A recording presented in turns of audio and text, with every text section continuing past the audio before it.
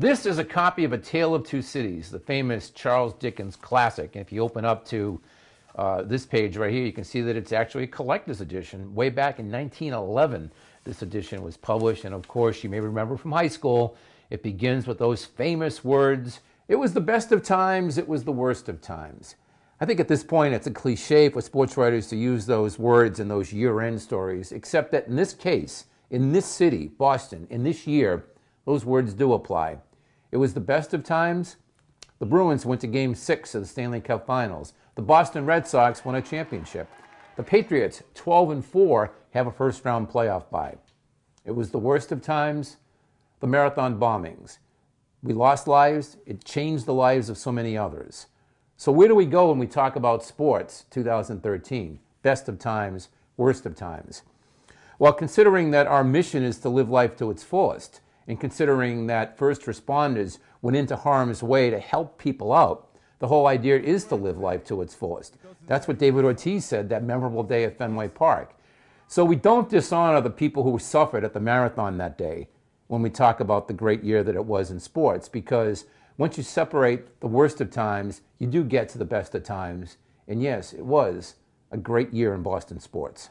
If we're going to criticize the Bruins for the way they played in Game 4 at Madison Square Garden, we should applaud them for the way they played here at the Garden Saturday night when they emerged with a 3-1 victory over the New York Rangers, and now they move on to the Eastern Conference Finals against the Pittsburgh Penguins. Tonight, the Boston Bruins did something that nobody thought possible coming into this series.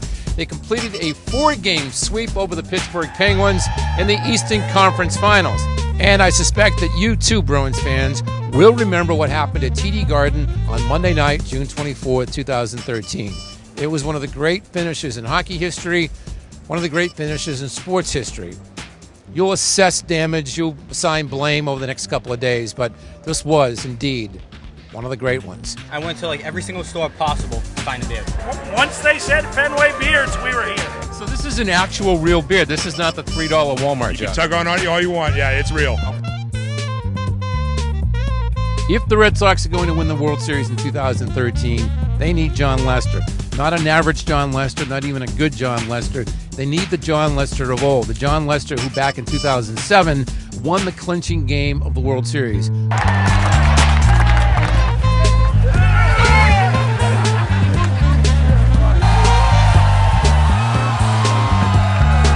It's possible that this World Series championship, in terms of raw emotion, surpassed what happened in 2004.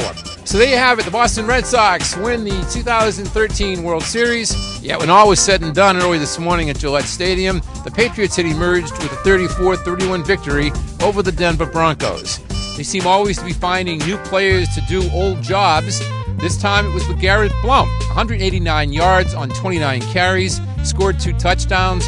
He also had 2 long kickoff returns. The year 2014 is going to begin with the Patriots hosting a home playoff game in about a week and a half.